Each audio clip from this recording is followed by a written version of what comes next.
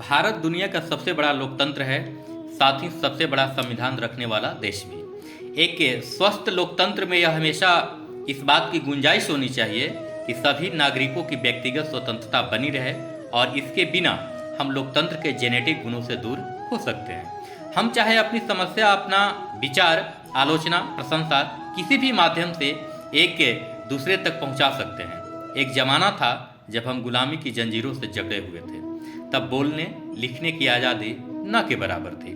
आज हम जब स्वतंत्र हैं तो अपने विचार किसी भी प्लेटफॉर्म के जरिए पूरी दुनिया तक पहुंचा सकते हैं और इसका एक सशक्त माध्यम है मीडिया।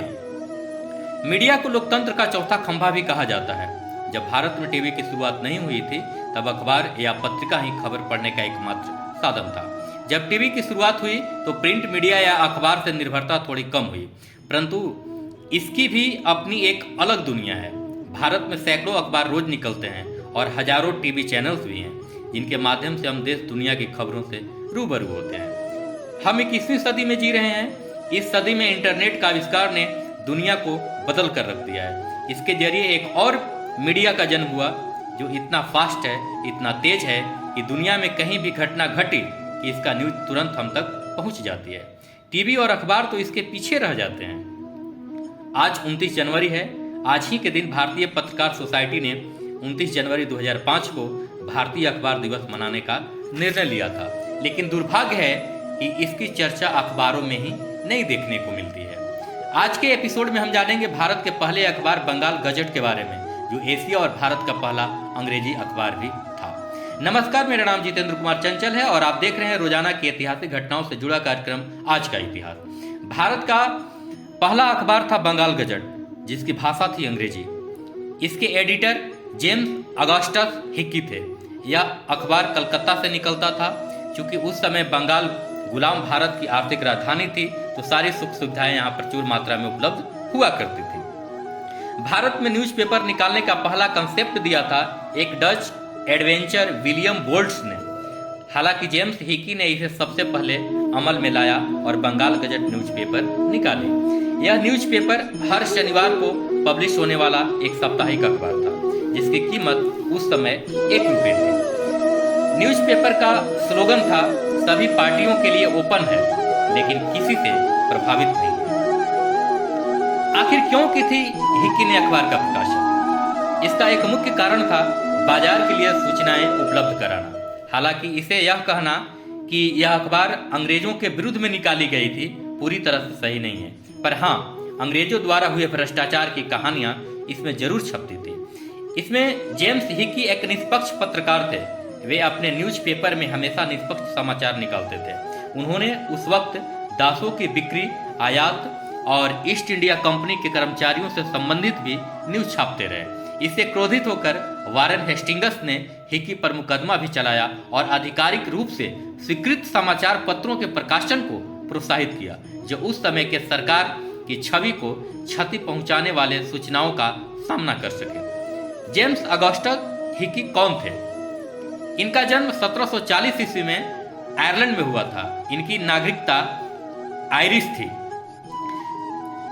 ये ईस्ट इंडिया कंपनी में एक मुलाजिम के तौर पर भारत आए थे।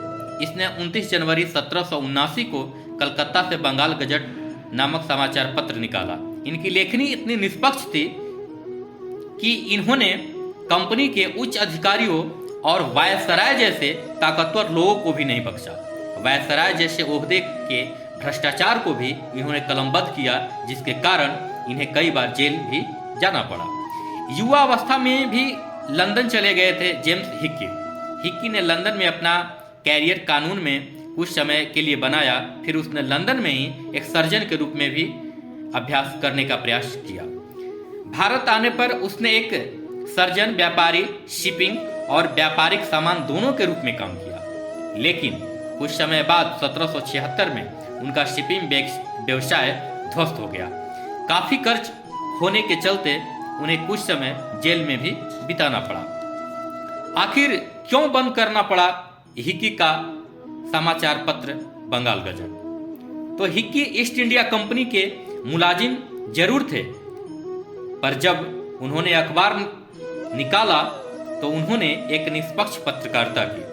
अपनी लेखनी से वे वायसराय तक को भी नहीं बख्शा, जिसके कारण गवर्नर जनरल वारेन हेस्टिंग्स ने न सिर्फ हिक्की के सारे टाइप्स जब्त कर लिए बल्कि उनके प्रेस को भी बंद करवा दिया।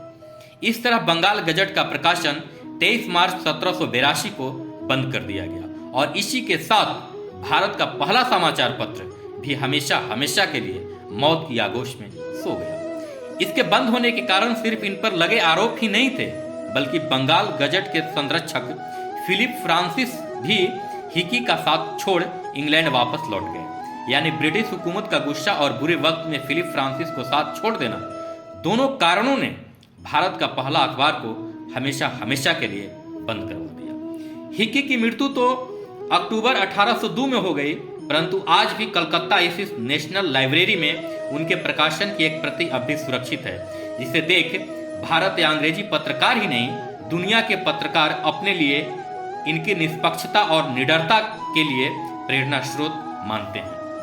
अंत में एक सवाल जो रह रहकर दिलो दिमाग में कौंधता है कि क्या आज के इस दौर में, जबकि भारत स्वतंत्र भी है और सबसे बड़ा लोकतंत्र भी, इसके बावजूद मीडिया स्वतंत्र है, इसके पत्रकार निष्पक्ष हैं, इनकी लेखनी मोल भाव आपसी रंजिश से परे है? लोकतंत्र का चौथा खंभा भारतीय मीडिया के संदर्भ में कहां तक और कितना सही है? इस सवाल का जवाब आप सभी हमारा कार्यक्रम आज का इतिहास के दर्शकों के ऊपर छोड़ते हैं। अपना जवाब हमें कमेंट्स के जरिए दे सकते हैं। आज के इस एपिसोड में इतना ही, फिर मिलते हैं अगली तारीख को। आप मुझे यूट्यूब पर देख रहे हैं तो सब्सक्राइब लाइक कीजिए, फेसबुक इंस्टाग्राम पर देख रहे हैं तो लाइक फॉलो और शेयर करना ना भूलें। जय हिंद।